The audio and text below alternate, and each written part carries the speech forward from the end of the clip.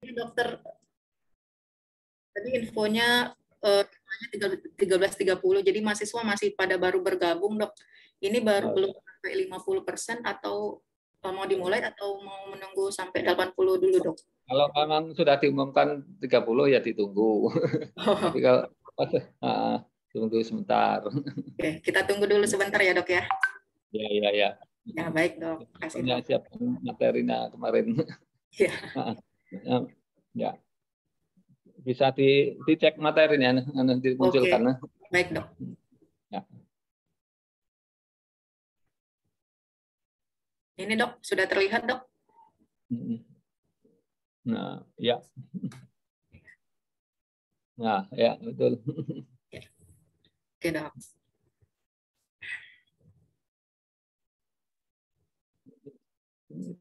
Kita ke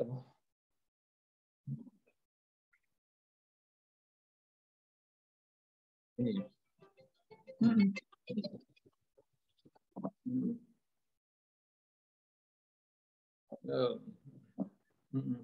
Halo. Yo. Bisa aja. Enggak apa-apa. Iya. Yuk.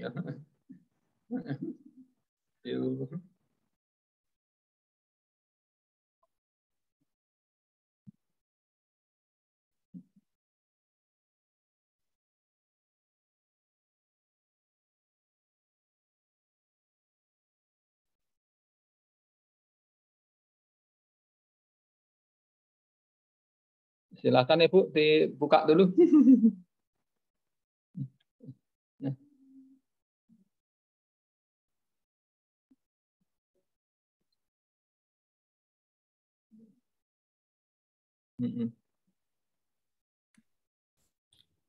Saya izin buka ya, dok. Kita buka sekarang ya, dok. Oke.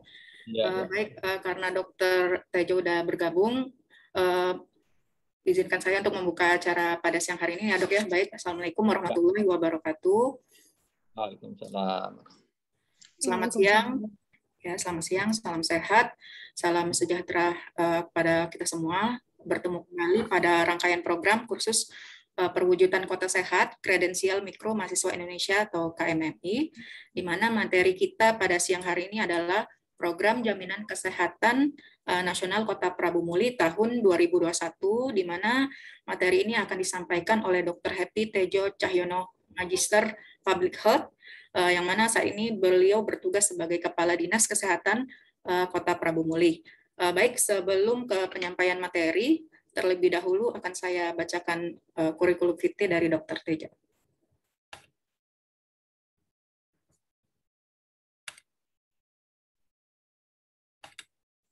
Oke, ini kurikulum vitae dokter.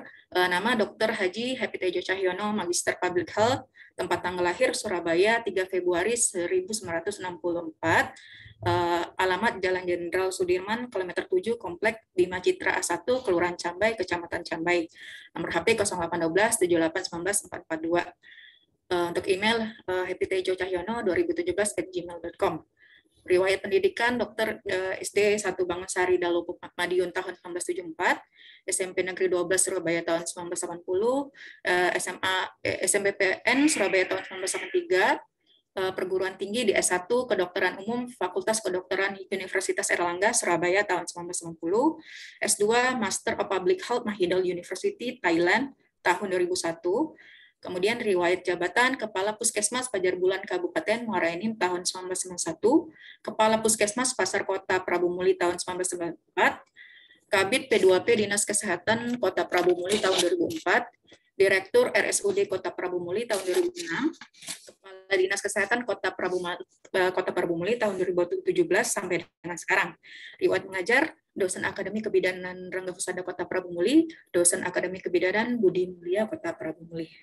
Baik, demikian kurikulum vitae dari Dr. Tejo. Selanjutnya, penyampaian materi Program Jaminan Kesehatan Nasional Kota Prabu Muli tahun 2021 kepada Dr. Tejo. Waktu kami persilakan. Ya. Baru mengajarkan skip videonya. Assalamualaikum warahmatullahi wabarakatuh. Kali ini saya akan menyampaikan program jaminan kesehatan nasional Kota Prabumleh atau JKN Kota Prabumleh tahun 2021. Ya, sebenarnya berlangsung lama. Ini lanjut. Slide.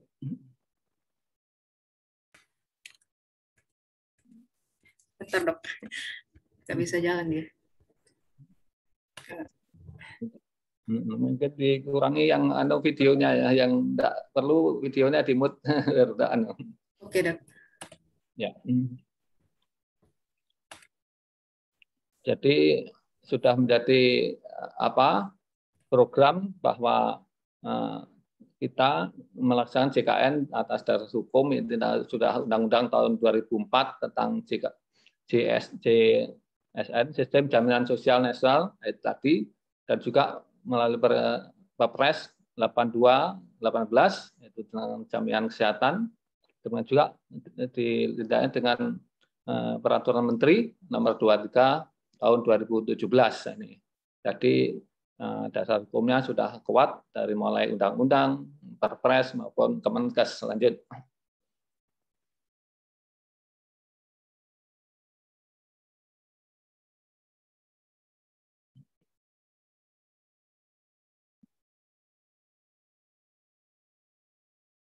Maaf dok, bentar dok, masih gangguan. Mungkin yang lain-lain yang video itu dikurangi supaya enggak banyak makan pulsa. Ini dok. Maksud saya sudah enggak pakai video muka.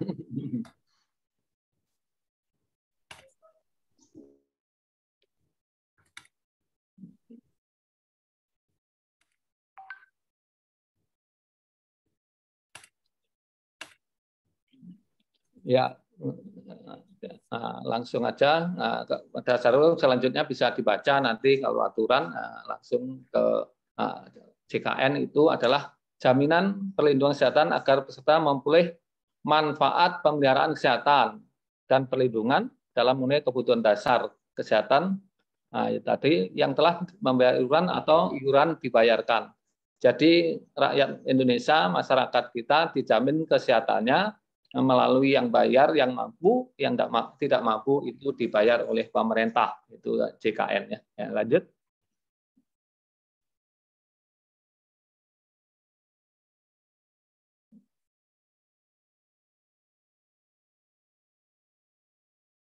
Ya. JKN ini kok loncat ini ya. Ini masih nanti ini ya.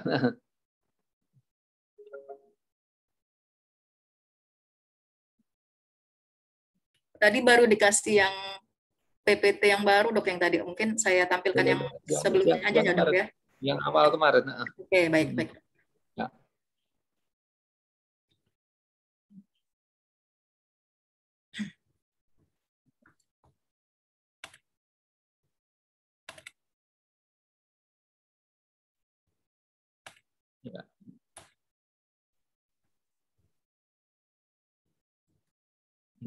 Ya tadi. Nah, yang utama tadi yang sehat, itu tadi mahasiswa harus tahu dulu yang sebelumnya, Bu. Nah, sehat itu supaya sama sebelumnya, slide sebelumnya. Sehat itu tidak melulu kesehatan fisik, tapi kesehatan fisik, jiwa, demikian juga sosial dan mental, dan bisa hidup produktif secara ekonomis. Nah, ini yang perlu digarisbawahi. Sesuai dengan WHO maupun di Undang-Undang Nomor 36 2009 bahwa keadaan sehat itu tidak melulu fisik saja, tapi dalam mental, spiritual, sosial, dan juga mandiri secara ekonomis. Ini yang kita tekankan. Lanjut. Nah, upayanya adalah semuanya komponen harus melaksanakan. Nah, itu tadi, jangan sampai ada pikiran kesehatan itu tugas pemerintah. Nggak bisa, itu tadi. Pemerintah dan juga masyarakat. Nah, itu maka tujuannya meningkatkan kesadaran kemauan hidup sehat bagi setiap orang agar terwujud derajat kesehatan masyarakat setinggi-tingginya. Nah, ini untuk investasi bagi pembangunan sumber daya manusia sehingga produktif secara sosial dan ekonomis. Ini sesuai amanat Undang-Undang 36 2009. Jadi sama-sama masyarakat dan bersama pemerintah dalam mewujudkan kesehatan. Lanjut. Nah, ini sudah disusun arah pembangunan mulai RJPM, itu tadi nasional 1, 2, 3, nah ini keempat sudah 2020 sampai 2025, adalah tujuannya adalah kesehatan masyarakat dengan pelayanan yang berkualitas dan menjangkau di seluruh wilayah Indonesia. Jadi masyarakat isinya sehat, mandiri, dan keadilan. Maka menjangkau seluruh wilayah Indonesia ini, maka gencar sekali ada namanya yang Nusantara Sehat itu tadi. Lanjut.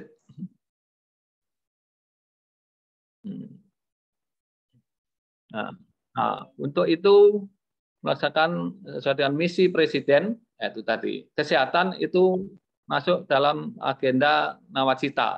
Ada 9 agenda Presiden kita, dan agenda kelima ini meningkatkan kualitas hidup manusia Indonesia. Nah, untuk meningkatkan kualitas hidup manusia Indonesia, ini ada 3 program. Program Indonesia Pintar, program Indonesia Sehat, dan program Indonesia Kerja. Nah, ini. Jadi tidak hanya melulu kesehatan, tapi pintar, sehat, dan kerja. Nah, ini kesehatan di tengah. Nah, dari program kesehatan itu dibagi 3 pilar ini tadi, yaitu paradigma sehat, penguatan Yankes, dan JKN. Nah, yang kita bicarakan kali ini ada JKN yang di paling ujung. Nah, untuk mengerti itu paradigma sehat apa? Bahwa kita mengusahakan kesehatan itu mulai dari hulu. Bahwa mulai dari promosi kesehatan, pencegahan kesehatan.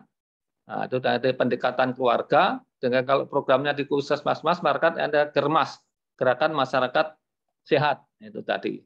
Nah, kalau penguatan Yankes, fasilitas kita, Puskesmas, Pustu, itu tadi rumah sakit, itu harus bermutu. Maka sekarang ada akreditasi Puskesmas, akreditasi rumah sakit. Dan juga ini Yankes ini sudah juga akan diakreditasi. Nah, baru untuk melaksanakan itu perlu adanya JKN, ini yang menunjang. Nah, ini tadi pendekatan supaya keluarga sehat dengan jangkauan tadi dokter di terpencil, di perbatasan, ini tadi juga ada program Nusantara Sehat. Nah, itu tadi. Lanjut. Nah, untuk program Indonesia Sehat itu tadi para sehat mengutamakan kesehatan dalam pembangunan berupa promosi, prevensi, dan pemberdayaan masyarakat. Ini yang perlu diperhatikan, pemberdayaan masyarakat. Nah, jadi tidak hanya tergantung di pemerintah, nah, tapi masyarakat diperdayakan. Nah, itu tadi makanya ada indikatornya kota sehat nanti kita akan, dan kecamatan sehat. Jadi dari masyarakat pun tumbuh ikut melaksanakan kesehatan di desa-desa, maka timbul juga kecamatan sehat akan menjadi kota sehat. Ini yang ketiga, penguatan Yankes, itu peningkatan akses dan mutu. Itu tadi. Akses itu supaya mudah dijangkau, maka diperbanyak. Itu tadi sampai menjangkau tentunya perbatasan-perbatasan, itu tadi daerah terpencil, maka ada tenaganya, ada yang dikirim ke perbatasan. Itu tadi. Nah, terus fasilitasnya juga harus bermutu. Nah, makanya ada akreditasi Puskesmas, akreditasi RSUD. Untuk pembiayaan itu semua pembiayaan pemeliharaan, maka adanya JKN. Tadi JKN ini untungnya sistem pembiayaan secara asuransi gotong royong. Nah, gotong royong itu membayar sedikit-sedikit, tapi untuk mengambil manfaat yang kalau kita perlu banyak. Nah, ini perlu juga kendali mutu supaya yang melayani ada mutu, dan kendali biaya. Biayanya terkendali. Dengan sasaran ada PBI yang dibayar oleh pemerintah dan non PBI yang harus bayar sendiri. Nah, dan diharapkan ini untuk asuransi ini total coverage ini tadi, atau seluruh Indonesia, seluruh masyarakat itu ikut asuransi. Nah, tanda kebesaran ada KIS, Kartu Indonesia Sehat. Nah, lanjut. Nah, sehat dan kesehatan ini bisa dibaca. Ini adalah merupakan hak, tanggung jawab dan kewajiban. Ini sudah teramanatkan di undang-undang ya. Jadi masing-masing itu juga ada hak, ada juga harus bertanggung jawab dan ada juga kewajiban. Lanjut. Dasar hukum ini sudah JKN kita bahwa hanya bukan Indonesia saja sampai dari deklarasi PBB HAM itu mengamanatkan untuk menjamin kesehatan untuk penduduknya. Kalau Pancasila sila ke-5, termasuk juga resolusi BHA 2005, namanya diharapkan kesehatan itu untuk semua, bukan hanya untuk orang-orang kaya atau untuk orang yang tertentu. Nah, itu tadi ini dari amanat situlah kita mengadakan JKN. Lanjut. Nah, ini amanat kalau di undang-undang kita 2 pasal ya, ada 28 sama 34. Nah, kalau 28 ini bahwa ayat 1-nya untuk setiap orang berhak hidup sejahtera lahir batin tadi. Makanya harus mendapatkan lingkungan hidup yang baik dan sehat dan pelayanan kesehatan. Nah, itu tadi. Yang ayat 2-nya berhak mendapatkan kemudahan, kesempatan, manfaat mencapai persamaan keadilan. Ke ayat 3 jaminan sosial. Nah, inilah ada bahwa kita perlu ada jaminan sosial. Nah, itu tadi termasuk di kesehatan maupun sosial ekonominya. Itu tadi. Lanjut.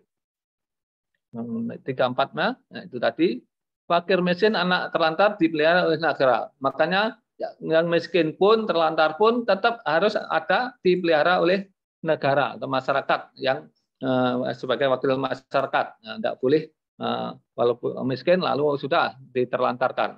Ini adalah kewajiban. Yang kedua, negara membangun sistem jaminan sosial seluruh rakyat. Nah, maka inilah sebagai amanat 342 tadi JKN dibentuk.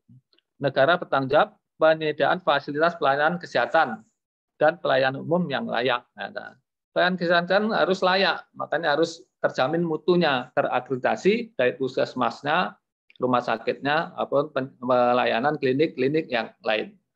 Nah, lanjut. Nah, ini makanya undang-undang yang mendasar ini mulai dari JSN, Jaminan Sosial Nasional, tentang Kesehatan 3629, tentang BPJS, ini yang penyelenggaranya adalah Undang-Undang 24 2011. Tentang PBI yang iurannya mulai dari 12 sudah diatur.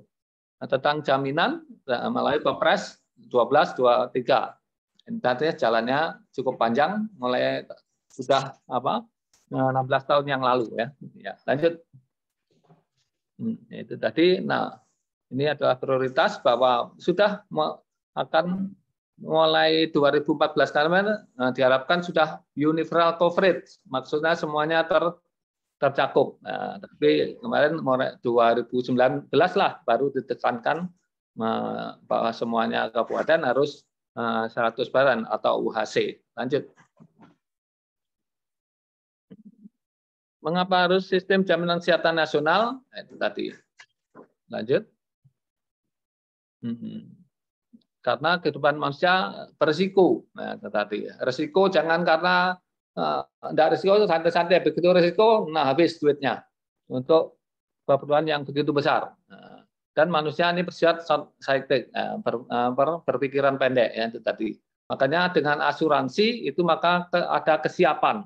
Kalau sewaktu mendadak keperluan, maka prinsipnya adalah secara nasional dan nirlaba, itu bukan cari keuntungan, karena untuk lalu gotong royong, ya sama-sama. Makanya harus total coverage atau UHC ini penting. Dikit-dikit kalau banyak, akhirnya jadi banyak. Itu tadi. Equity ini persamaan. Inilah keuntungan adanya jaminan sosial. Lanjut. Keuntungannya adalah kenaikan biaya kesehatan dapat ditekan. Itu tadi karena ya mengatur ya. Biaya dan mutu pelayanan kesehatan dapat dikendalikan. Itu tadi.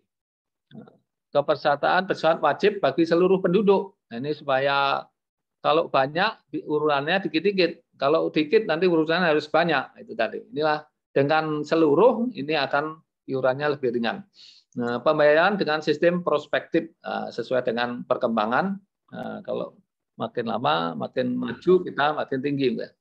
Adanya kepastian pembiayaan yang berkelanjutan dan adanya manfaat komprehensif, baik promotif, preventif, kuratif. Nah, ini berarti manfaat JKN bukan hanya ngobati. Jadi mulai promosi, nah, makanya ada senam, Rolanis, ada pemeriksaan, ada yang bersifat promosi. Sebelum sakit pun ada pelayanan, kunjungan non sakit, nah, itu ada. Baru kalau memang sakit ada kuratif, bahkan rehabilitasi kalau ada kecacatan, nah, itu ada pelayanan itu tadi. Nah, portabilitas ini tentunya satu yang mudah dilaksanakan dengan tentunya termasuk ada kecanggihan elektronik, kan daftar pun dari HP, antri enggak begitu nah ini makin mudah ya. Lanjut. Nah, untuk mengenal risiko, bahwa risiko ini kita ada risiko keamanan. Nah, ini makanya perang. Makanya kita dijamin adanya pertahanan. Ini tentunya bahwa angkatan bersenjata kita menjamin untuk security ya, keamanan. Nah, ada risiko non konvensional yaitu terhadap sosial ekonomi, nah, termasuk berhubungan dengan sakit, tua, kecelakaan, PHK. Maka ada undang-undang sistem jaminan sosial nasional. Ini untuk termasuk kesehatan, termasuk tadi tenaga kerja, itu tadi termasuk jaminan kerja tadi. Ini undang-undangnya SJSN itu tadi. Lanjut. Mekanisme asuransi kesehatan sosial itu tadi. Ini tadi sudah pertanyaannya bahwa JKN jaminan berupa yang untuk perlindungan kesehatan memperoleh manfaat itu sudah tadi. Lalu lanjut. Perbedaan sosial dan komersial. Nah, Indonesia ini karena masyarakatnya banyak dan secara ekonomi masih belum masih mandiri, kita berbuat sosial. Apa yang sosial? Pesertaan wajib bagi seluruh penduduk dan non-profit, manfaatnya komprehensif. Banding ada komersial, pesertaannya sukarela, ini profit dan malah sesuai dengan premi. Contoh komersial ini Amerika, nah, sosial ini Indonesia, termasuk Kanada ini sosial. Jadi bahwa kalau Amerika tentunya karena banyak kemampuan penduduknya tinggi, nah ini komersial, terserah. Semaunya peserta pengen tinggi, bayarannya tinggi, kayak seperti itu. Kalau kita karena masih rata-rata, kita masih menganut sosial. Lanjut. Nah, prinsip jaminan kesehatan nasional menurut undang-undang kita ya tadi nirlaba tanpa laba harus hati-hati. Nah, itu tadi gotong royong terbuka, peserta wajib, nah itu tadi supaya urunan banyak supaya dikit dan amat, portabilitas tadi dan pengelolaan dana untuk kepentingan peserta nih. Jadi kita lihat sendiri bahwa iuran kita ini hanya sekitar 1/3 dari yang diklaim itu tadi. Nah, jadi apa? Masih istilah nombok itu tadi pemerintah. Jadi ini makanya kepentingan untuk peserta karena ya tadi untuk mencari untung tidak bisa itu. Lanjut.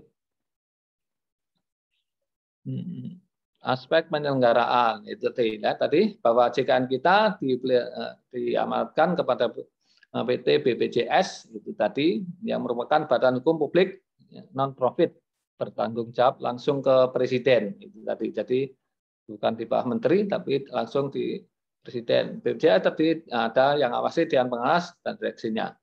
Itu tadi dewan pengawas diangkat presiden oleh presiden. Nah, lanjut nanti ada segitiganya. Nah, ini menurut KMK yaitu 28 peraturan menteri ya, Menteri Kesehatan 24 ada penegaknya ada regulatornya adalah Dewan Jaminan Sosial Nasional. Nah, yang pelaksana adalah BPJS, Badan Penyelenggara Jaminan Sosial. Lalu yang memberikan pelayanan adalah Yankes, itu tadi FKTP, fasilitas kesehatan tingkat pertama. itu bisa dokter umum yang bekerja sama BPJS atau puskesmas ataupun klinik yang bekerja sama dengan BPJS. Lalu FKTL ini tingkat lanjut yang dimaksud itu adalah untuk rujukan rumah sakit tipe D, tipe C, tipe B, A. Itu namanya tingkat lanjut. Nah, tadi yang dikatakannya adalah peserta. Ini jadi lanjut. Nah, kepesertaan ini kita sifatnya wajib karena tadi sosial ya, yaitu ada terdiri penerima upah. Penerima upah, nah iurannya adalah pekerja atau pemberi kerja yang bayar.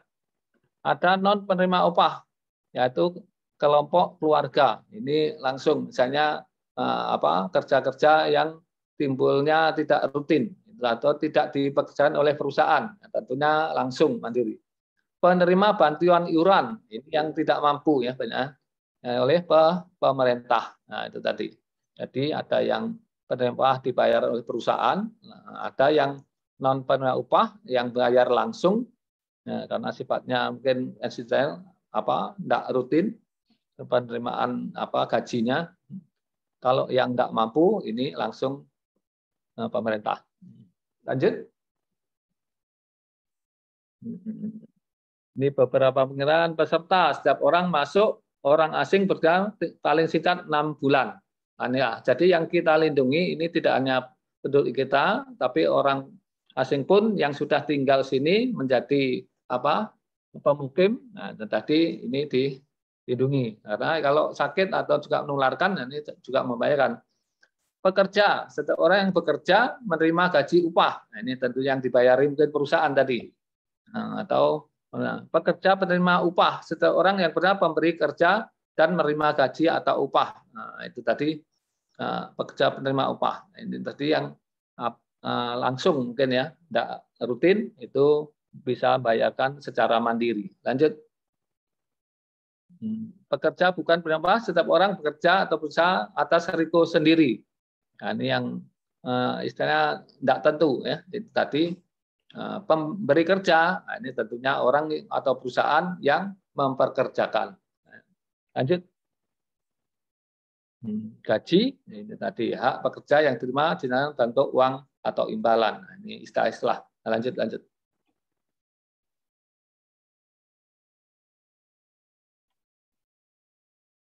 Lanjut slide.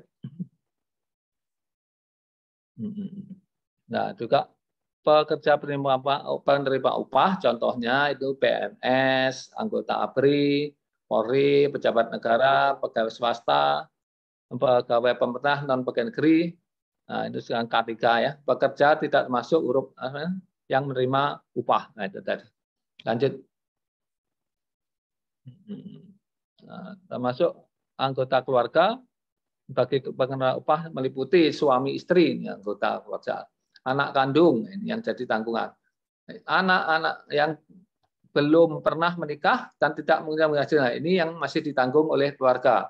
Atau belum berusia 21, itu tadi. Nah, makanya kalau 22 itu sudah lepas, atau belum berusia 25 tahun masih melanjutkan pendidikan. Nah, tapi kalau belum 25 masih ke sekolah, ini juga masih menjadi tanggungan kepala keluarga.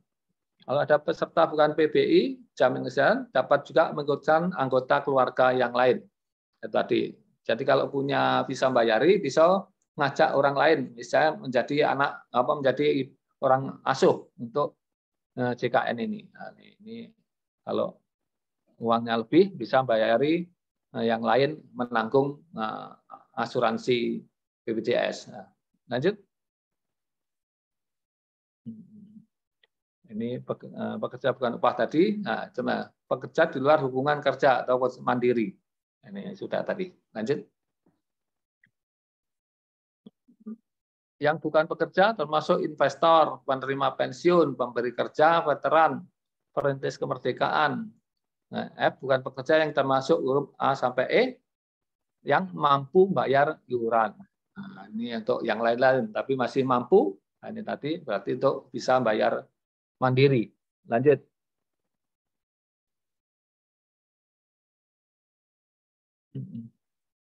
WNI luar negeri pun ini masih bisa. Itu tadi. Lanjut. Nah, syarat lokasi pendaftaran diatur oleh BPJS, didaftarkan di tempat BPJS terdekat. Nah, lanjut. Prosedur pemerintah. Nah, ini prosedur ini sesuai dengan yang bayar. Yang siapa yang bayar? Pemerintah mendaftarkan PBI jaminan kesehatan bagi peserta kepada BPJS. Jadi yang ditanggung pemerintah atau PBI, itu pembayar iuran, pemerintah yang bayar iuran itu tadi mendata orang-orang yang tidak mampu. Itu lalu diesakan dari usulan daerah, dikirim ke Kemenkos, ke Mensos, itu tadi disahkan daftar yang dianggap tidak mampu yang ditanggung dengan PBI. Ini makanya pendataan ini penting. RT kalau mendata warganya yang tidak mampu, jangan karena tidak dekat tidak didata. Ini sering jadi masalah. Kadang yang mampu didata tidak mampu. Nah, ini makanya perlu pengawasan. Kadang sampai ada ditempel. Nah, jangan sampai keliruan. Nah, ini bermotor bermewah dan kok megang kartu PBI ini kadang ada di lapangan.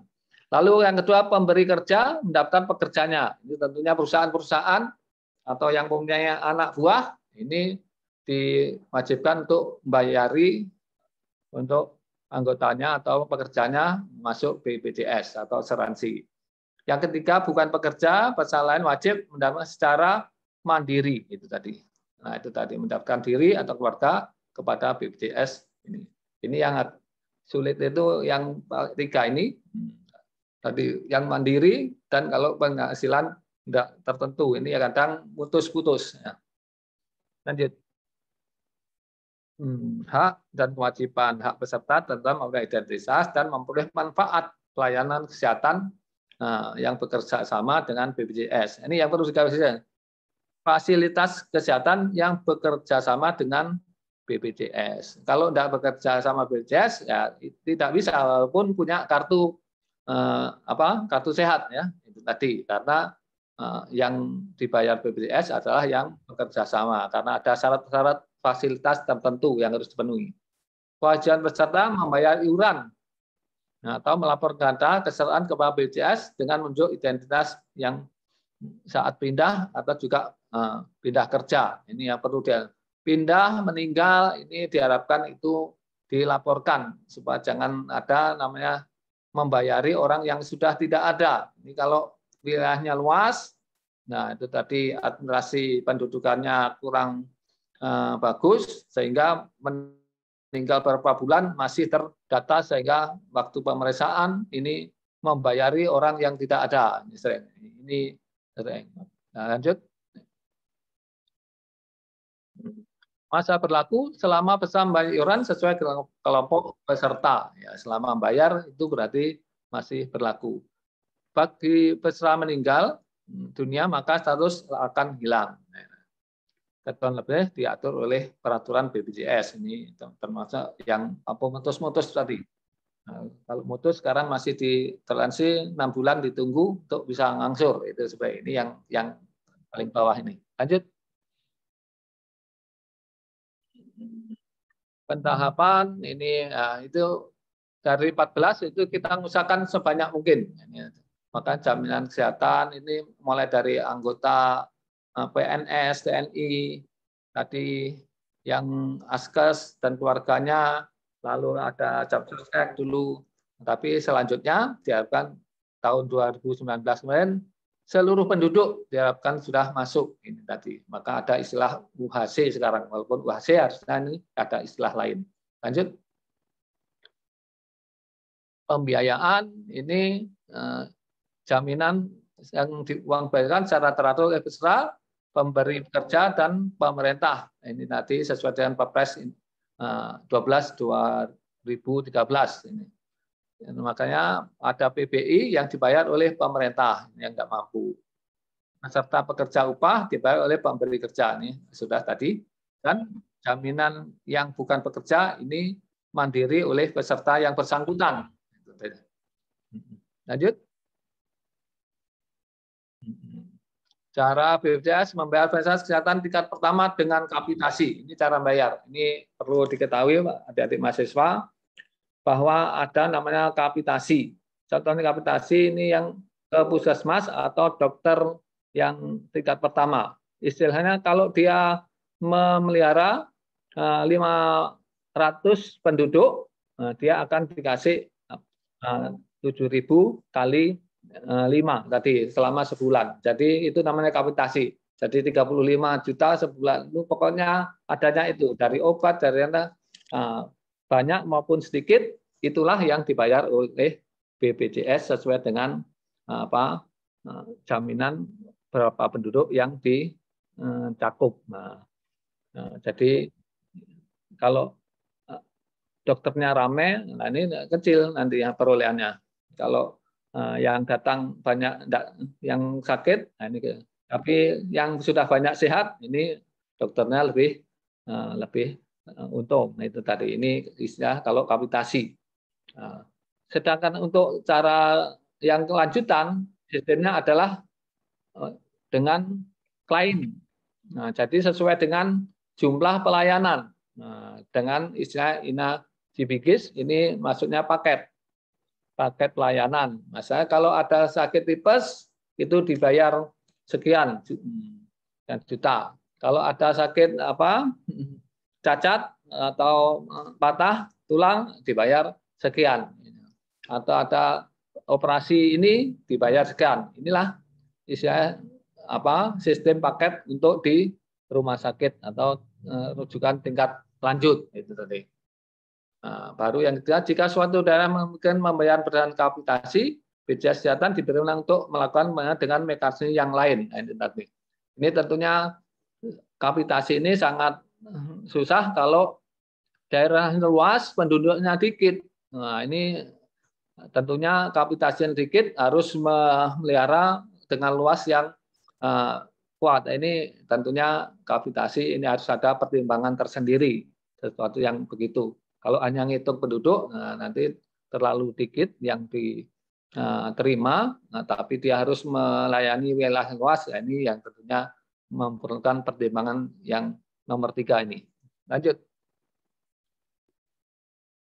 Cara mengenai fasilitas kesehatan, pelayanan darurat dilakukan oleh fasilitas kesehatan yang tidak menjalin kerjasama dengan BPJS dibayar dengan penggantian biaya. Nah, ini tentunya suatu yang mungkin belum ada di rumah sakit, perlu meminta bantuan yang lain. Nah, ini diganti biayanya. Dengan BPJS wajib membayar fasilitas kesehatan atas pelayanan yang diberikan kepada peserta paling lambat 15 hari. Ini idealnya. Tapi ada kenyataannya sesuai dengan kondisi keuangan negara. Makanya kadang sering terlambat sehingga rumah sakit nunggak pembayaran ke 3 MMA. Tadi ini yang perlu di lapangan bahwa kita sering ini yang 15 hari ini tidak tercapai waktunya, banyak lebih lambat. Lanjut. Pembayaran besaran kepada fasilitas ditentukan berdasarkan kesepakatan BPJS dengan asosiasi fasilitas. Jadi yang paket tadi itu sudah berjalan antara BPJS dan asosiasi rumah sakit, ya. Nah, itu tadi. Jadi sudah kesepakatan. Nah, asosiasi fasilitas dijalankan oleh menteri.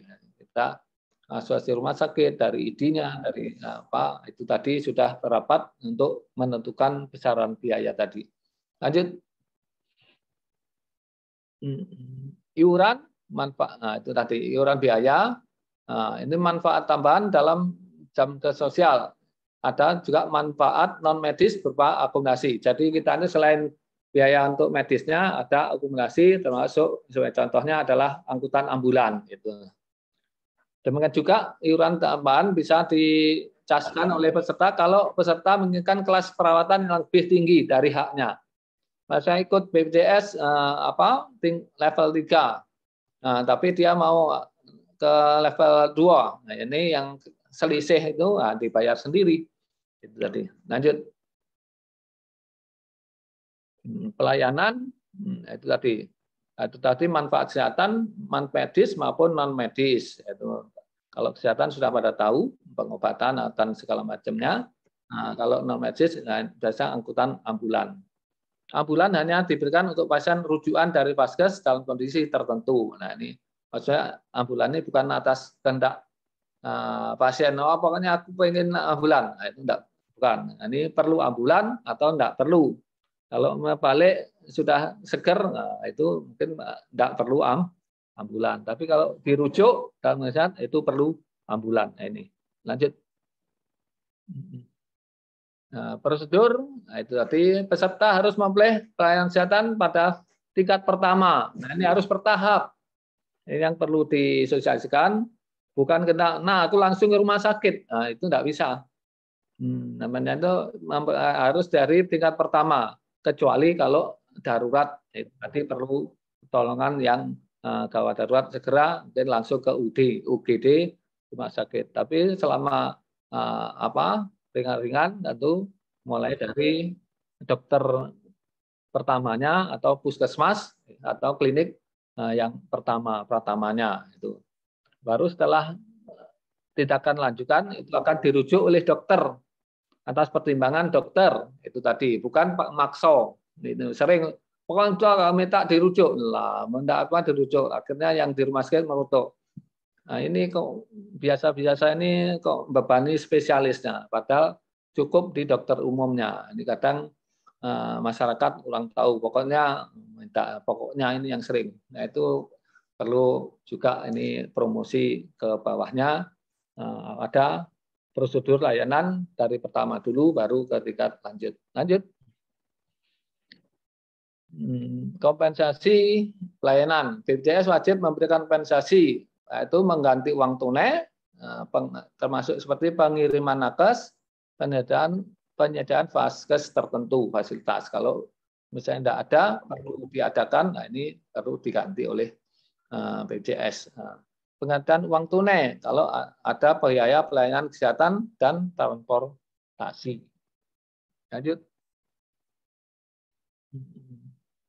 Penyelenggara itu tadi semua vaskes yang menjalin kerjasama dengan BPJS kesehatan, baik vaskes milik pemerintah maupun swasta. Jadi tidak hanya pemerintah, tapi juga swasta pun boleh, rumah sakit swasta, asal ada bekerja sama perjanjian. Itu ada syarat-syarat tertentu yang harus dipenuhi yang bekerja sama dengan BPJS.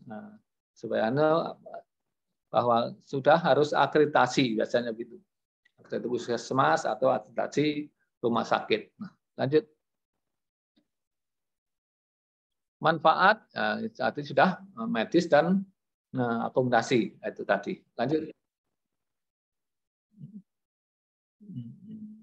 Manfaat diulangi lagi.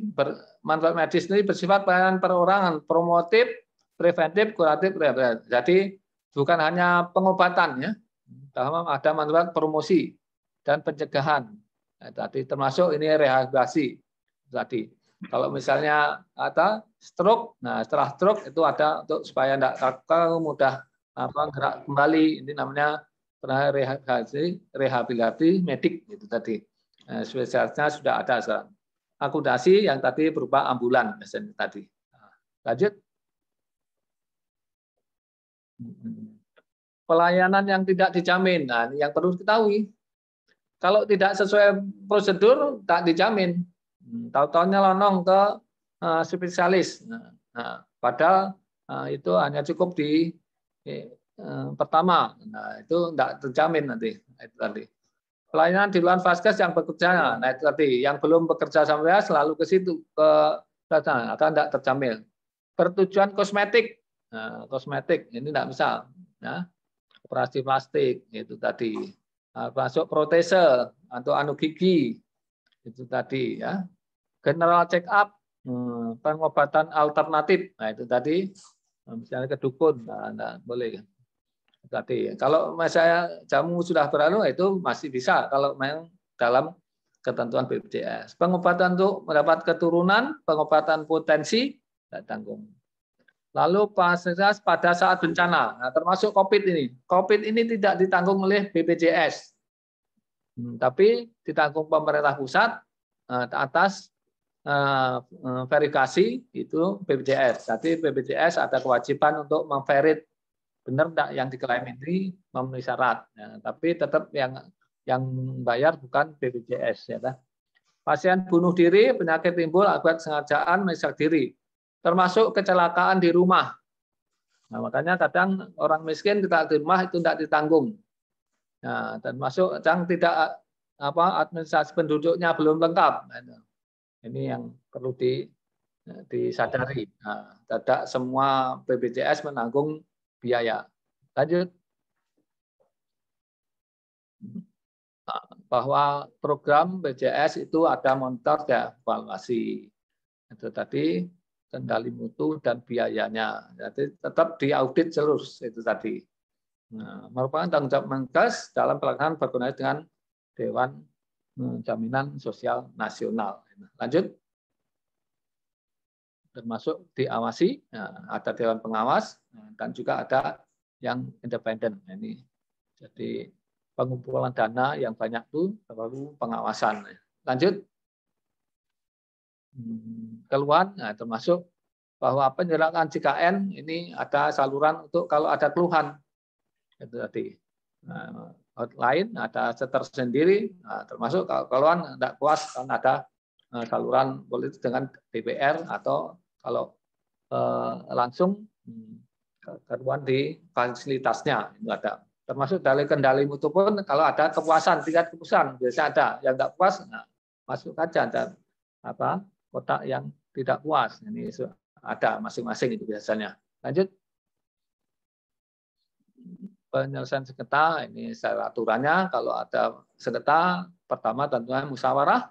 Kalau tidak mampu lama-lama tentunya sesuai dengan undang-undang, ya. Bisa peserta dengan Vaskes, peserta dengan BPJS, BPJS dengan Vaskes, BPJS dengan asosiasi. Nah, jadi bisa timbul di 4 poin lalu lintas hubungan, ya. Lanjut.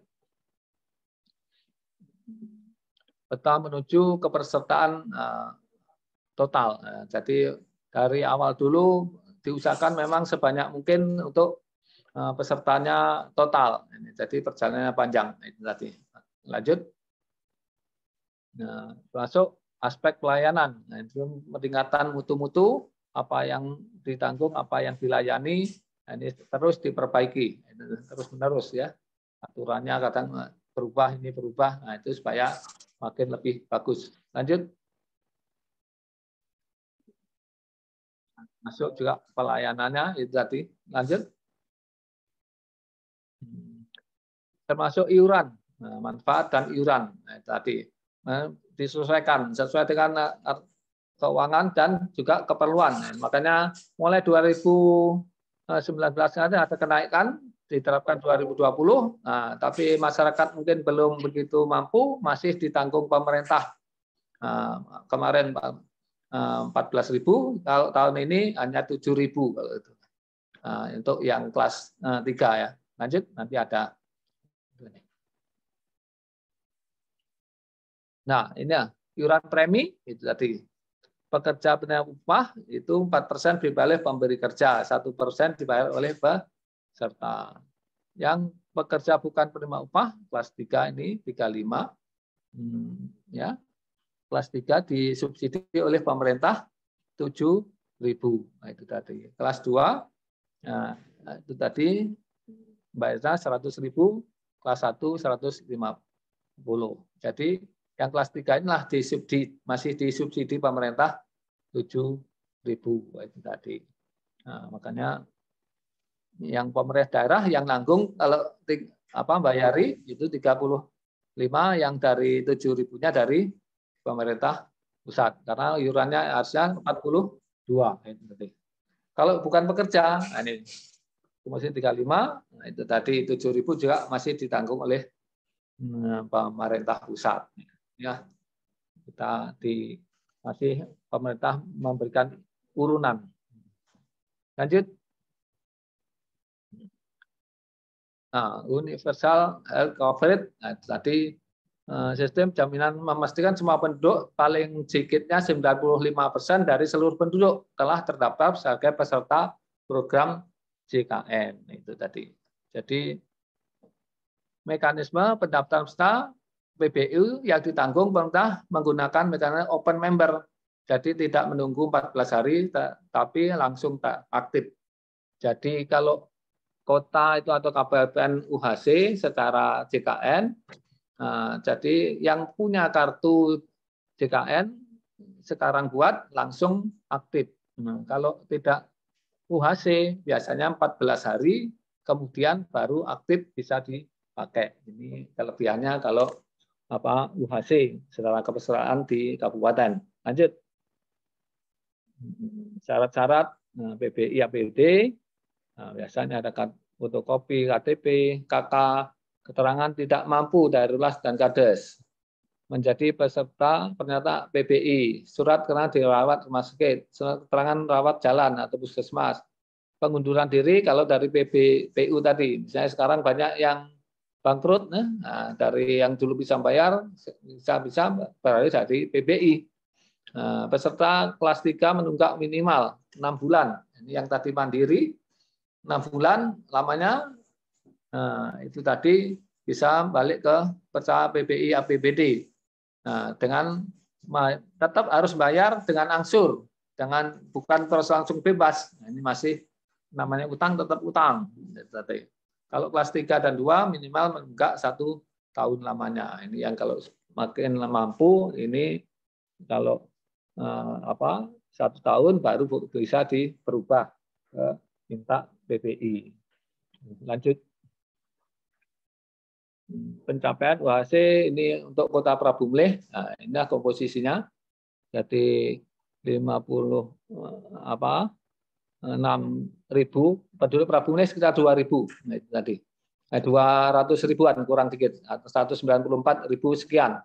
Jadi ini imbang antara yang bayar pemerintah pusat maupun yang bayar oleh perusahaan, ya, perusahaan atau oleh mandiri. Yang dibayar oleh APBD, nah ini sekitar 39.000. Nah, ini yang mandiri bayaran tidak yang tadi, yang gajinya tidak tentu, itu tadi tidak pasti. Ini jadi seimbang dengan yang APBD. Nah, jadi dari ini jumlah semuanya ini 95% lebih dari penduduk Kota Prabu Mulih, maka Prabu Mulih mencapai UHC-nya. Lanjut. Ini yang komposisi tahun 2020 ini tadi, ya. Hampir sama tadi, bahwa yang dibayar pemerintah dan yang mandiri perusahaan itu hampir mirip, seimbang. Yang dibayar APBD seimbang dengan yang mandiri yang bukan perusahaan, ya. Lanjut. Nah, kita tadi 97.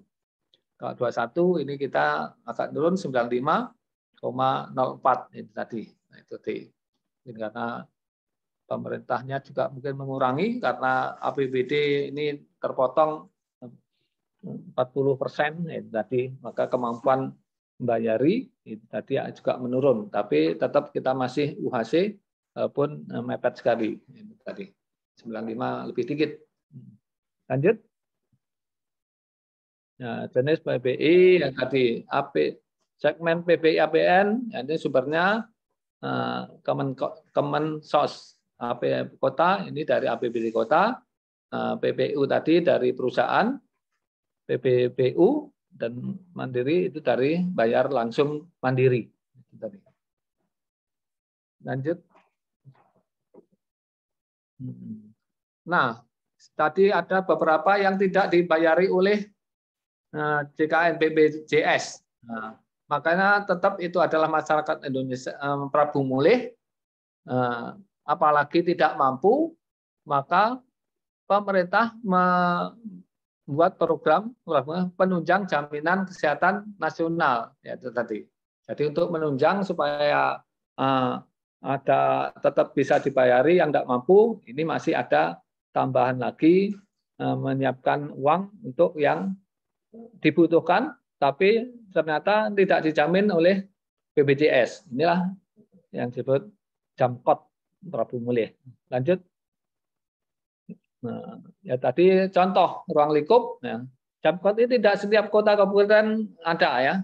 tergantung kebijakan masing-masing daerah berserta DPR-nya, masyarakatnya ditolongi enggak kan gitu.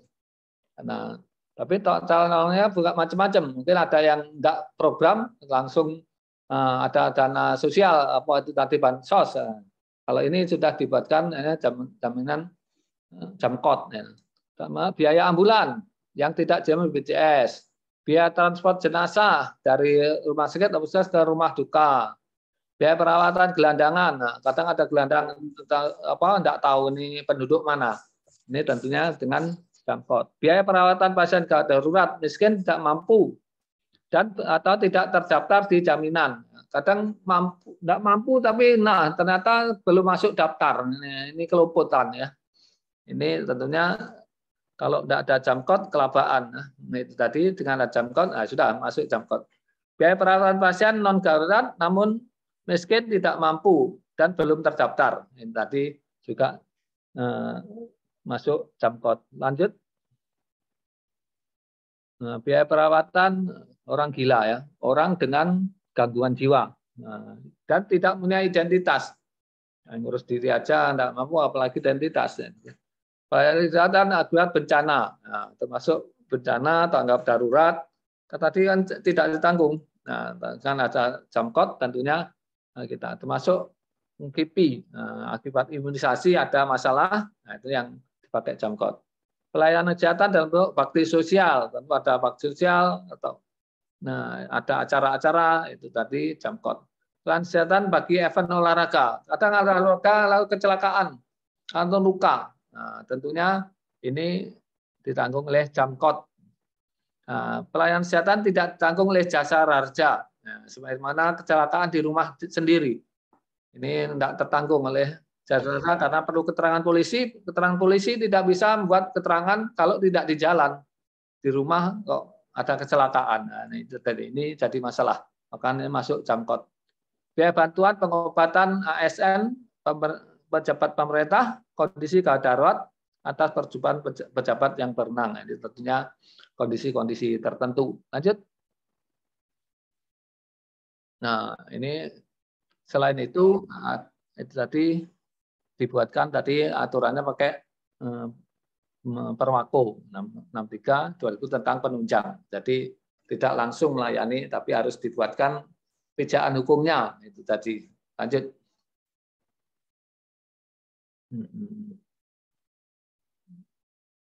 Nah, tujuannya supaya ada kepastian pelayanan bagi masyarakat, memberi kepastian pelayanan untuk tindakan yang tidak ditanggung oleh JKN, memberikan kepastian pelayanan untuk masyarakat yang sedang kondisi tertentu dengan pengelolaan keuangan yang transparan dan akuntabel. Lanjut.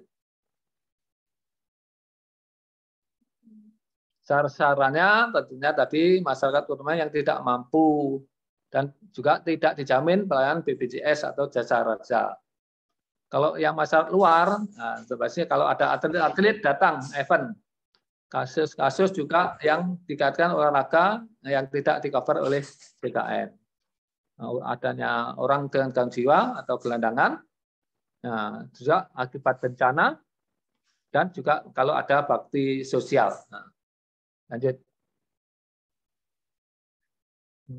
Persyaratan, nah ini sudah biasa, ada KTP, keterangan tidak mampu, zat lain, rujukan. Kalau tadi tugas ya ada surat tugas atau kondisi bencana, pernyataan ada bencana. Lanjut. Selain itu juga namanya ada jam persal, jaminan persalinan nasional. Nah, itu tadi bahwa dengan adanya persalinan untuk mengurangi kematian bayi dan ibu melahirkan, ini ada namanya jaminan persalinan. Jangan sampai ada persalinan karena merasa tidak ada duit, tidak ada, sudah di rumah aja. Padahal itu risiko tinggi. Ini akan kematian akan tinggi. Tapi kalau ada pemerintah nanggung, jadi secara cepat memutuskan ayo dirujuk ke rumah sakit atau ke tempat fasilitas lebih tinggi. Lanjut. Nah, ini dibuatkan Perwakonya nomor 58 2000 mulai 18 tadi bahwa persalinan meliputi pemeriksaan kehamilan, pelayanan nifas, termasuk pelayanan pasca persalinan dan pelayanan bayi baru lahir. Lanjut. Tujuan umum meningkatkan akses pelayanan kesehatan bagi bumil, bulit, nifas, termasuk bayi baru lahir ke vaskes yang kompeten. Khususnya meningkatkan jumlah persalinan di Vaskes, jangan supaya agak dukun baik dan tadi, tapi ke tempat vaskes yang kompeten dan menurunkan kasus komplikasi ibu hamil dan tentunya menurunkan maksudnya kematian ibu dan anak. Lanjut. Persyaratan biasa ini kartu keluarga, tanda penduduk, penataan tidak dipungut biaya di atas materai oleh pasien petugas pemberi layanan, suratnya tidak menggunakan jaminan BPJS dan asuransi kesehatan layanan itu tadi, dan surat keterangan tidak mampu yang diperoleh dari RT 5 dan 4. Kalau sudah ditanggung lain itu pelayanan ditanggung BPJS, ya tidak boleh dimintakan lagi. Nah, ini yang tentu yang sesuatu yang tidak ditanggung BPJS. Lanjut. Inilah contoh-contoh kasus-kasus apa yang ditanggung jam persal. Ini tapi persalnya normal, ada rujukan persalinan patologis, seksual, post seksual, pas operasi ya, kuret itu tadi, BPLR berat badan rendah, nah itu tadi, placenta lengket itu tadi, nah itu tadi apa sepsis, gitu. Afeksi, nah itu sesak napas, sepsis dan infeksi, nah, ada BA dan hipoglikemia ya, hipo itu tadi. Ada kasus begitu. Lanjut. Nah, ini masuk ada sepsis, ada ruptur, itu ruptur rahim. Nah, saya robek ya. Ada ini gonore, itu tadi transfusi PRC. Nah, ini kan karena tidak ada ditanggung. Nah, kan USG, nah, ada sepsis, dan lain-lainnya. Inilah tadi selain BPJS, jam kot, nah juga ada jam serskal ada di Kota Prabu Mulih. Lanjut. Nah, inilah, terima kasih. Nah, kalau JKN ini ada layanan JKN mobil sekarang. Nah, kalau mau lebih tahu, ini bisa dibuka di JKN mobil. Demikianlah tadi JKN di Kota Prabu Mulih, yang tadi BPJS-nya maupun jam kodnya dan juga jam persalnya. Terima kasih. Silahkan kalau masih ada yang mau ditanyakan atau klarifikasi atau juga termasuk usulan ide-ide kita terima semua. Baik, terima kasih dokter atas penyampaian materinya. Ini ada videonya mau ditampilkan nggak dok? Nah, iya ini contoh puskes pelayanan di puskes. Ya, baik, saya izin menampilkan videonya ya dok. Dan perjalanan ini.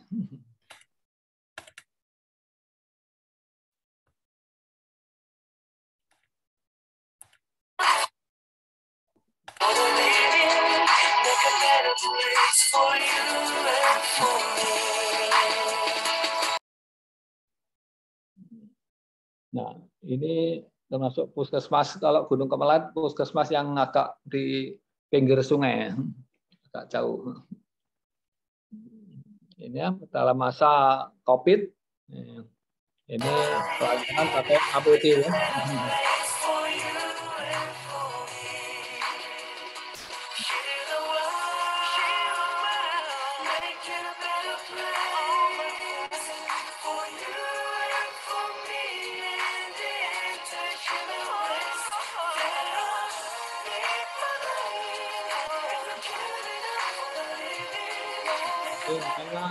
Nah, yang kunjungan di luar gedung itu tadi, ya, promosi. Nah, itulah segera contoh-contoh bahwa pelayanan tidak hanya di gedung, tapi juga di luar gedung, tidak hanya pengobatan, tapi masuk senam tadi, ada senam, ada penyuluhan, itu masuk pelayanan, masuk BPJS atau JKN itu tadi. Demikian, silahkan. Ya, baik. Terima kasih dokter atas materinya ya dok. Sangat menarik sekali bahwa di pemerintahan Kota Prabu Muli dengan Dinas Kesehatannya menyiapkan program-program atau kebijakan-kebijakan yang sangat memudahkan masyarakat baik dalam akses maupun jangkauan kesehatan seperti universal health coverage yang menanggung 95% penduduk ya, di mana pendaftarannya juga open member sehingga tidak harus menunggu 14 hari sehingga langsung dapat dilayani ya, Dok ya. Kemudian ada Jamkot yang bisa menolong orang-orang yang kurang mampu, yang dalam kondisi tertentu, baik sudah terdaftar ataupun belum, sehingga mereka dapat menerima layanan yang sebelumnya tidak dapat ditanggung oleh BPJS. Kemudian ada Jampersel, yang semuanya ini sangat mendukung sekali untuk tercapainya derajat kesehatan yang optimal secara efektif dan efisien. Ya, baik, mungkin masuk ke sesi tanya-jawab kepada adik-adik yang ingin bertanya kepada dokter, atau ada yang mau didiskusikan, ide bisa disampaikan langsung kepada Dr. Tejo, bisa raise hand atau menulis di kolom chat. Saya persilakan.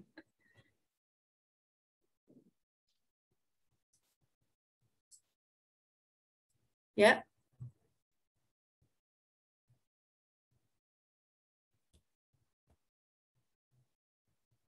Silakan kalau ada yang bertanya.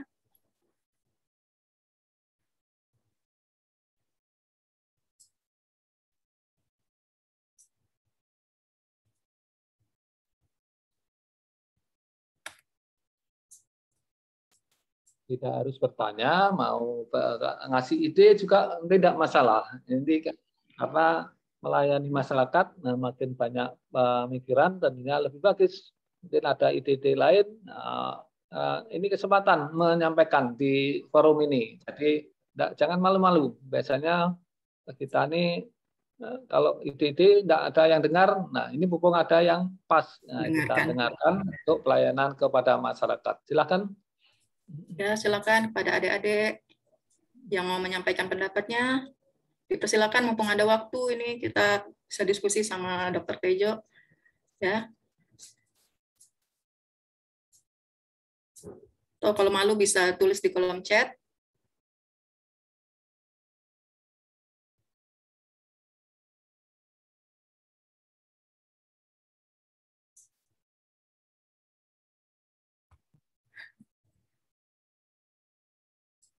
Ya, masih saya tunggu.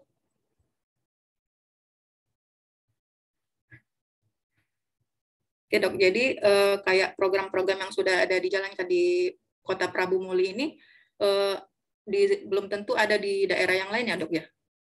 Kayak Jamkot. Ya, kita ide-ide ini tentunya atas keluhan masyarakat yang mana padahal sudah punya JKN, dengan kartu JPS. Ternyata, nah ini kok masih kita harus bayar ini. Nah, ternyata memang di dalam JKN itu tidak ditanggung. Nah, seperti tadi apa? Ini secara pertimbangan tidak perlu ambulan, tapi secara apa kita perlu ambulan. Nah, tentunya itu yang nanggung Jamkot. Termasuk tadi yang kecelakaan di rumah. Kita mengeluarkan motor jatuh, luka, orang miskin pakai dia. Karena secara aturan di BPJS tidak bisa nanggung karena tidak ada surat keterangan polisi tentang kecelakaan. Ya, nah, ini dibahas, tetap tidak bisa ditanggung. Akhirnya, nah ini harus tetap orang miskin kok jadi masih sulit harus mengeluarkan. Maka inilah ada Jamkot ini karena di BPJS memang ada luang tidak dibayar. Nah, ini tadi. Nah. Ya, jadi sangat ini ya Dok, sangat mendengarkan aspirasi masyarakat sekali ya, sangat dekat dengan masyarakat. Keluhan-keluhan yang memang sering terjadi yang seringkali terabaikan ya oleh pihak-pihak tertentu, ini sangat diupayakan oleh pemerintah dan Dinas Kesehatan Kota Prabu Muli ya Dok ya. Sangat membantu sekali Dok. Mungkin ini dapat menjadi inspirasi juga buat di daerah lain, semoga bisa diterapkan juga ya Dok ya di daerah-daerah yang lainnya Dok. Ya, kan ada yang menerapkan pakai bantuan sosial. Nah, bantuan sosial itu rawan definisinya nanti itu tadi. Nah, karena salah-salah ini Pak Bupatinya kena. Ini yang sering sudah capek-capek membantu masyarakat kok secara hukumnya disalahkan. Tapi kalau secara administrasi jadi salah, tetap salah. Ini yang enggak lemaknya, enggak enaknya sudah bantu, dan tapi ya tadi salurannya nggak pas, karena tetap salah itu. Nah, ini di kesehatan tentunya ini dengan jam code. Ya, ya dok. Ini dok ada pertanyaan dari mahasiswa dari Revina Ardelia dari UNES. Izin bertanya dok, dalam pelaksanaan JKN, apakah ada kelemahan atau kesulitan dari program tersebut? Jika ada, bagaimana untuk solusinya dok? Terima kasih. Ya, tentunya program-program tidak selalu ada mulus ya itu tadi. Sebagaimana kalau secara umum aja sudah banyak tahu, harusnya dibayar kan 15 hari sudah terbayar. Nah, ternyata keuangan negara atau lagi defisit. Nah, akhirnya belum terbayar. Kering toh. Rumah sakit sudah sekian M, ternyata belum bayar. Itu juga hambatan. Yang seperti tadi ada hambatan. Nah, tentang kependudukan.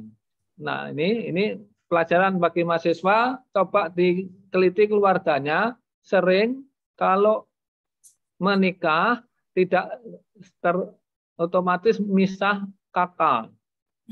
Jadi masih ikut kakak orang tua. Ini masalah nanti. Waktu melahirkan, ibunya ditolong dengan ada kartu BPJS. Tapi begitu anaknya harus ngurus kartu BPJS, harus punya kakak. Ternyata tidak punya kakak sendiri. Lalu harus ngurus kakak, itu ditunggu tiga hari. 3 hari tidak kelar. Akhirnya tidak bisa ditanggung BPJS, harus bayar. Nah, itu tinggi. Perawatan bayi tinggi. Pernah itu sampai berapa puluh juta itu. Nah, akhirnya jadi masalah. Ini makanya ini juga masalah. Jadi masalah kependudukan itu juga bisa membuat masalah di BPJS karena ada syarat-syarat pengurusan itu ada data. Ini tadi makanya yang begitu mah kalau ada jangkot ya sudah ini udah jangkot nanggung. Kalau ada jangkot, nah kelapaan harus cari sumbangan ke sana kemari nanggung ini. Nah, tadi seolah dari ke sana BPJS-nya kok enggak operasional ya. Nah, tapi memang itu aturannya itu tadi. Cuman juga yang tadi kalau kematian dan tidak terlapor. Nah, ternyata masih dicantumkan di BPJS padahal orangnya sudah meninggal. Nah, tadi pas diperiksa, nah kelebihan bayar itu pemerintah. Ini penduduk kan sudah ada Propo 50 ini sudah tidak ada orangnya. Waktu lalu tidak melapor sudah terbayar pasti. Nah, itu yang kelebihan harus dikembalikan lagi. Ini tentunya secara administrasi repot. Nah, makanya BPJS pun terus didukung oleh juga kependudukan yang bagus, lantas meninggal, lahir, tercatat, termasuk juga tadi kakak itu tadi. Termasuk fasilitas itu tadi. Kalau tidak standar, nah ini tidak bisa diklaim itu tadi. Nah, harus fasilitas menjadi harus standar. Lanjut, silakan. Jadi memang permasalahan itu banyak ya dok ya. Salah satunya kayak dokumen-dokumen kayak gitu ya dok ya. Tapi kalau misalnya kayak kakak segala macam itu, kalau misalnya terkendala di situ bisa dibantu dengan jam code jadinya dok ya. Termasuk dari pelayan sendiri, namanya mau klaim itu harus memenuhi syarat administrasi. Nah, sekarang waktu ngajukan ini belum, akhirnya klaimnya dikembalikan dulu. Itu menghambat waktu pencairan klaim. Ini ada juga itu masih. Oke, terima kasih dokter atas jawabannya. Sudah jelas ya, Revina ya. Oke, baik. Apakah ada lagi yang ingin memberikan pendapat, ide, ataupun mau bertanya? Silakan. Masih ditunggu. Jangan malu-malu. Oke, ini ada lagi dok dari Febrianti Sepentina Batubara dari Universitas Sari Mutiara Medan.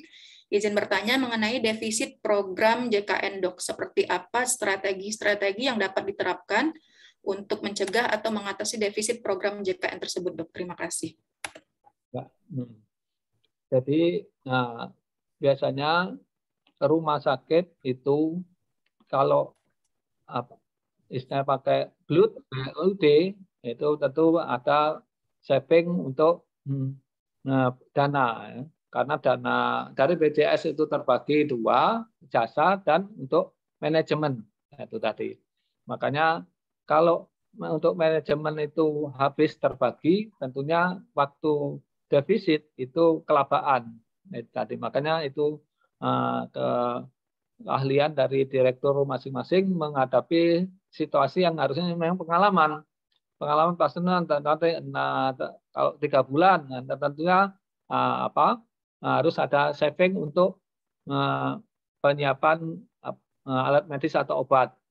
Atau juga kerjasama dengan penyedia. Penyedia yang harus maklum kondisi keuangan pemerintah.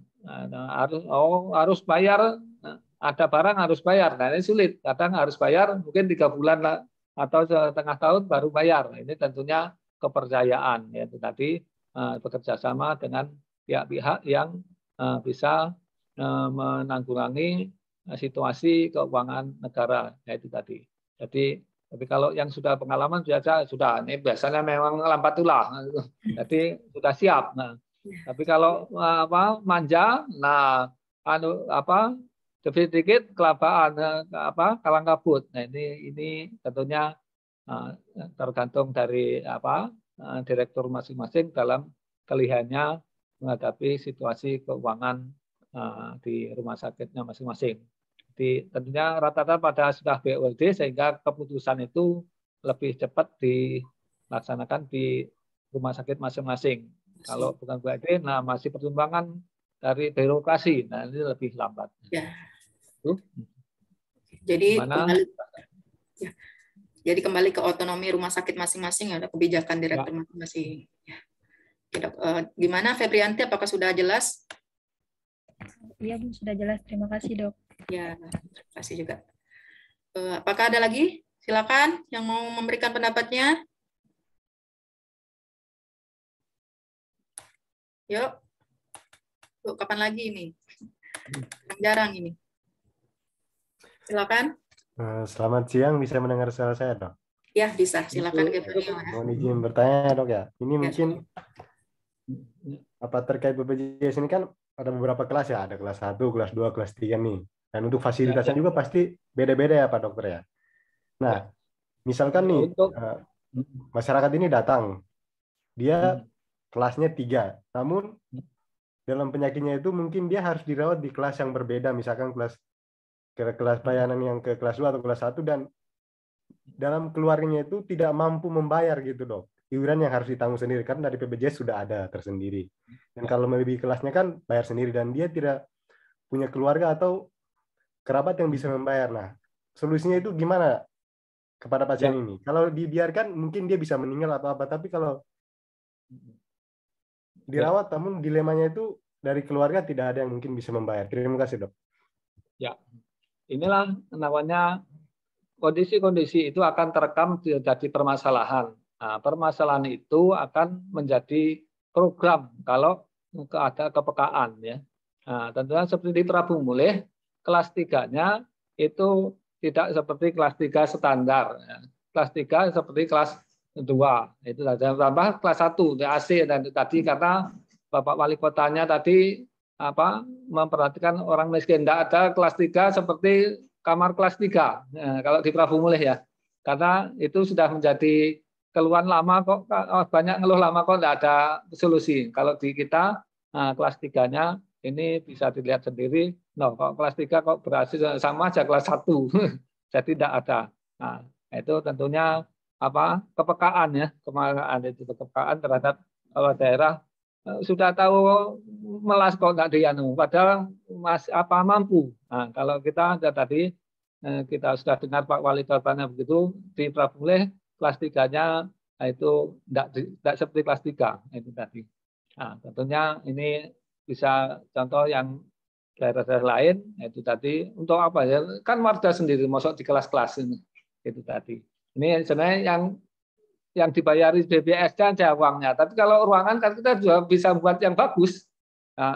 Jangan rumah dinasnya, rumah nunya kalau pergi minta PIP, rakyatnya melas. Nah, dan kita kalau mulai kelas 3-nya tidak seperti kelas 3 ya ber-AC. Tidak ada lagi kipas-kipas itu. Nah, ini yang tentunya masing-masing daerah ada kelebihan di tempat lain mungkin ya itu tadi. Lanjut. Ya, Yang tadi, yang solusi tadi juga sebenarnya bank juga mengendus ya. Kalau misalnya bank siap minjami, tapi tidak enaknya ada bunga itu. Nah, ini tadi. Nah, tapi masih penting ya. Kalau tadi di sini bank siap menanggung kalau seandainya sampai harus habis sama sekali modal tadi. Tentunya mungkin kalau telat dengan 3 bulan mungkin ada bunganya ada apa ini tadi. Jadi di kita siap itu. Ya, tapi kelihatannya belum sampai begitu di Prabumleh ya. Ya, setuju sekali Dok ya. Saya sangat senang sekali ya mendengar di Prabumleh ini sangat menomorsatukan masyarakat ya, tidak ada diskriminasi, tidak membeda-bedakan. Maksudnya disamakan semua ya Dok ya. Sangat senang saya dengarnya. Gimana Gevanio? Sudah jelas dengan jawaban dari dokter? Sangat jelas, dan saya berharap mungkin kota-kota lain, mungkin di kota saya sendiri juga bisa mencontoh ilmunya. Ini bagus sekali, kemanusiaannya itu lebih diutamakan gitu. Jadi mungkin iurannya itu yang bayarannya sesuai kelas, namun pelayanannya itu disamakan. Itu luar biasa Pak, dan ini sangat-sangat memotivasi. Terima kasih banyak Pak. Ya, terima kasih Gevanio. Silakan kalau ada yang lain yang mau bertanya lagi atau memberikan pendapat. Boleh?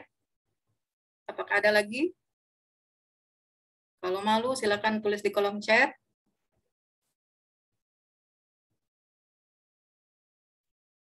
Oke, apakah ada? Atau sudah cukup?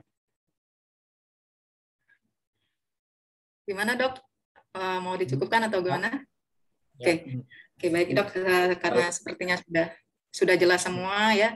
Jadi mungkin sesi tanya jawabnya kita akhiri. Mungkin saya berikan kesempatan kepada dokter lagi. Mungkin ada yang ingin disampaikan sebagai kesimpulan atau kalimat penutup dari materi kuliah pada siang hari ini. Silakan dokter.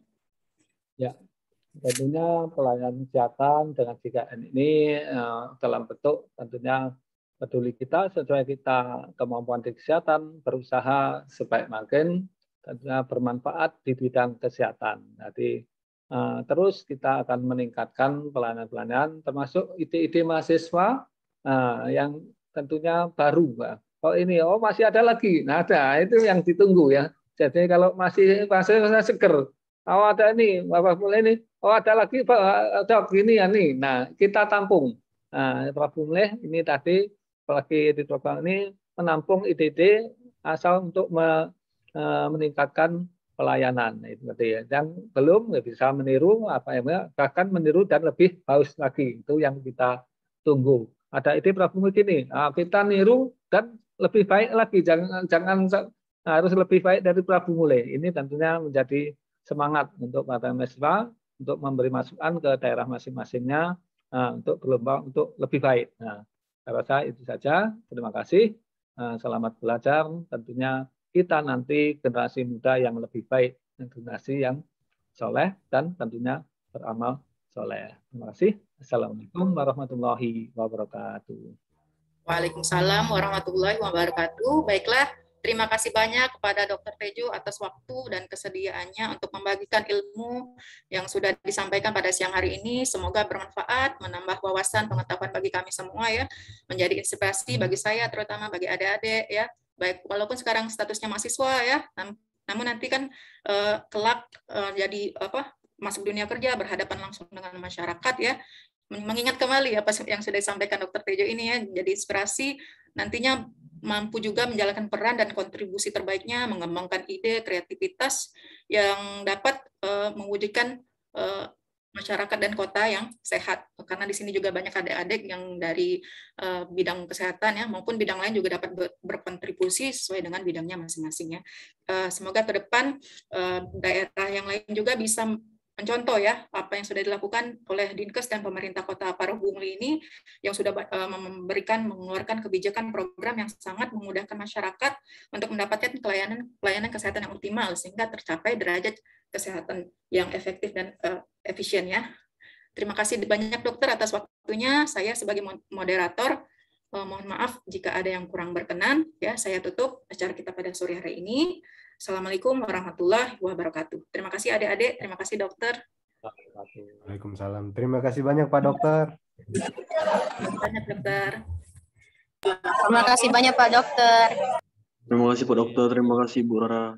Ya, sama-sama.